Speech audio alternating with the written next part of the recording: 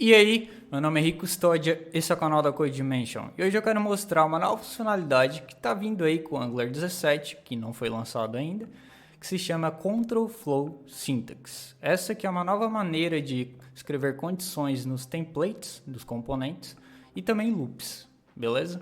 Bora lá ver então.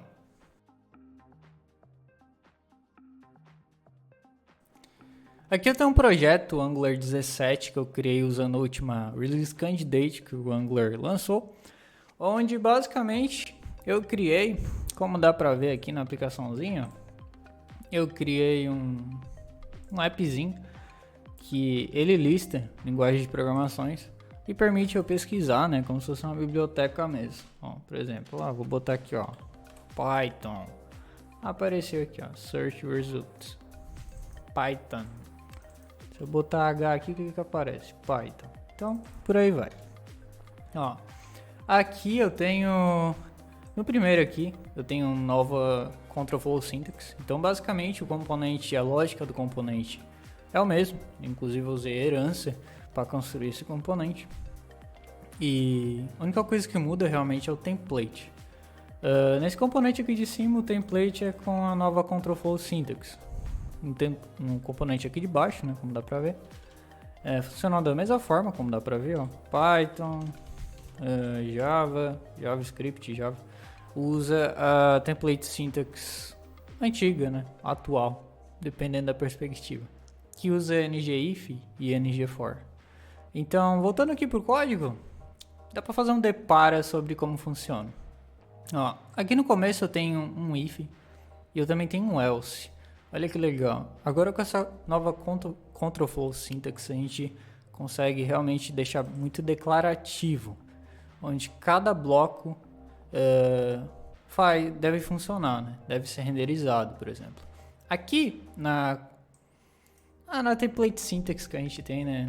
Na view engine que a gente tem hoje com Angular, as coisas não são tão declarativas, eu diria até que são imperativas, com muitos comandos e tudo mais. E olha só, tem aqui um ngIf e o else aqui, eu sempre achei muito complexo esse else, porque ele realmente aponta para um template. Quando é uma coisa super simples, né? Ok, tudo bem. Mas um template desse tamanho aqui, que já faz bastante coisa, fica realmente bem complexo de entender. Então, ó, inclusive eu tenho outro if aqui dentro, que daí pega um template daqui. Isso daqui, para dar problema, ó, é assim, ó. Então, basicamente aqui eu tenho um Control Flow Syntax, onde o if, ele basicamente faz uma condição que avalia realmente em forma de JavaScript, né? Como eu estou fazendo aqui. Nota que a condição é literalmente a mesma. O template aqui literalmente faz a mesma coisa. 32 linhas de código contra 20. Elas fazem a mesma coisa, beleza? Mas a quantidade de linha não leva como algo realmente importante, até porque geralmente mais código escrito geralmente é mais legibilidade, geralmente. Então, eu digo mais na questão de realmente código desnecessário sendo escrito e não sendo tão óbvio de entender. Então aqui, basicamente, voltando para o Control Flow Syntax, o if, basicamente é um if normal, usando esse arroba. Então, basicamente, qualquer operador que a gente vai fazer dentro do Control Flow Syntax, ele tem um prefixo arroba. Então, é assim que o Angular identifica que aquilo é um if do Angular, um for do Angular e tudo mais. O if aqui, no caso, ele considera uma condição, e se a condição for true, né, ele renderiza o bloco dentro dele. Ok. O else, ele justamente entra em jogo quando a condição do if é falsa, né?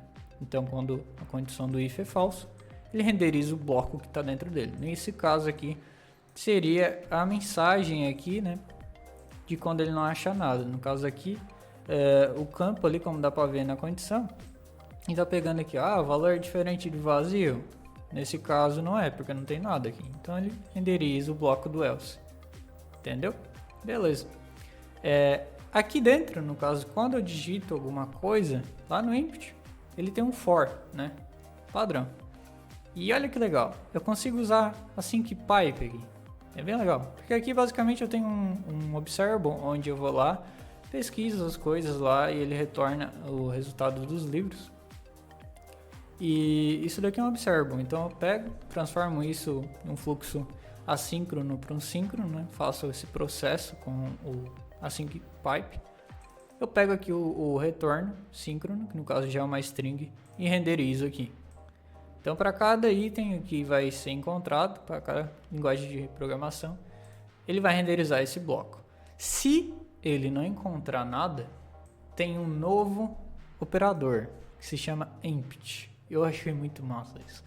Porque, claro, antes, por exemplo, só falando depara aqui, eu acho muito massa fazer esse depara, porque realmente a gente vê o valor, sabe, desses operadores que parecem assim, ok, legal, um empty, ok, legal. Mas tipo assim, compara o código, vai ser, a diferença é muito grande, assim, é gritante, eu diria.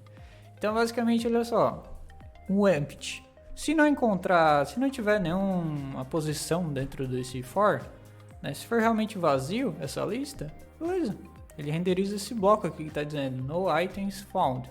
Basicamente não tem nenhum item encontrado, beleza?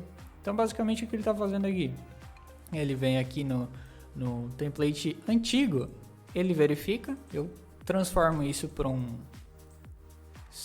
fluxo síncrono, que já é um pouco complexo.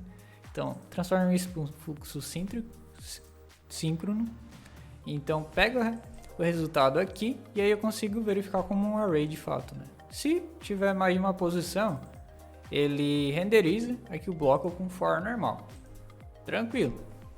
Se não tiver, né, se aqui for false, então se for 0 a posição, ou menor que 0, mas na verdade é 0, né, o array que sempre 0 para cima, então ele vai renderizar o else aqui. O else basicamente é o mesmo bloco, que é no items found. Então olha a complexidade disso, sabe? Olha a complexidade. Então, basicamente, o que a gente realmente tem de valor aqui é isso. É isso que está renderizando. Tudo isso daqui são burocracias que a gente tem na sintaxe, né, do Angular hoje, que fazem essas verificações. Que, claro, aqui também vai muito da minha experiência e tudo mais. Eu que quis fazer tudo isso daqui, eu poderia ter feito de outra forma usando async pipe e tudo mais, que poderia usar uma linha só, por exemplo.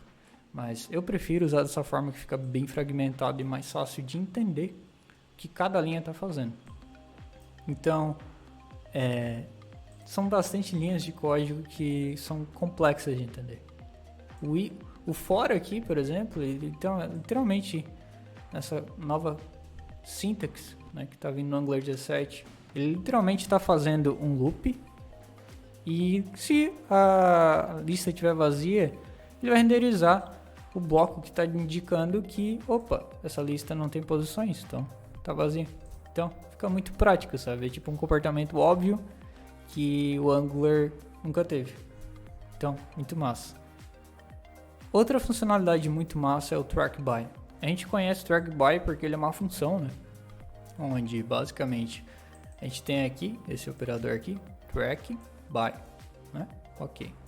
Então aqui tem a funçãozinha do track by ali, como bem comum, vem aqui e tal.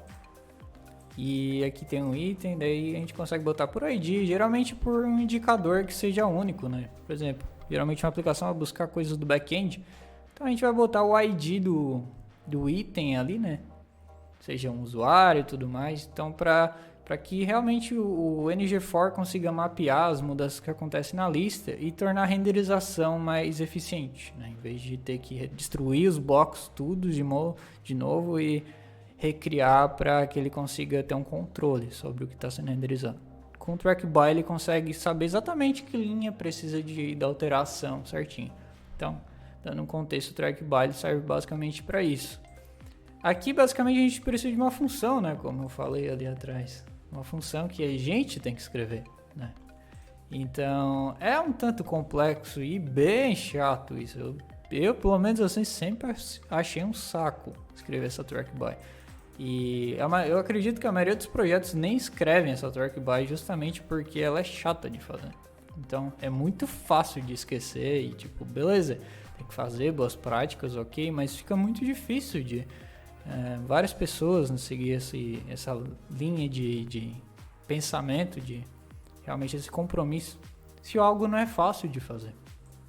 E também é opcional, já começa aí, é opcional.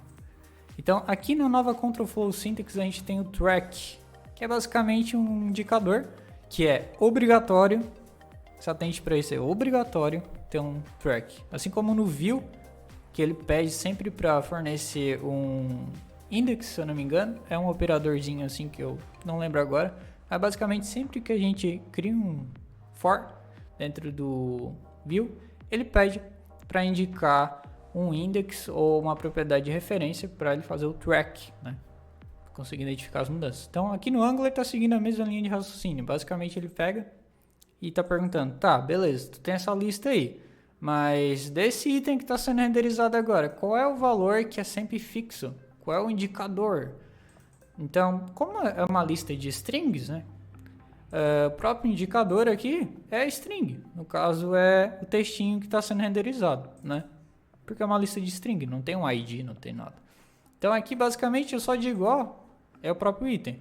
Se fosse um objeto, como por exemplo um usuário, eu poderia botar aqui, ó, item ID. Nesse caso eu não posso porque vai ser undefined esse ID, né? Meio óbvio. Mas no caso se fosse um usuário, a gente poderia botar aqui. Então o Angular com essa nova sintaxe, ele consegue identificar qual é o track que ele tem que fazer, em cima de qual propriedade ele tem que fazer. Então, cara, isso é muito massa. E, primeiro, é obrigatório, sabe? Então, tipo assim, por padrão, a aplicação já vai funcionar bem com essa nova Control Flow Syntax. Muito massa.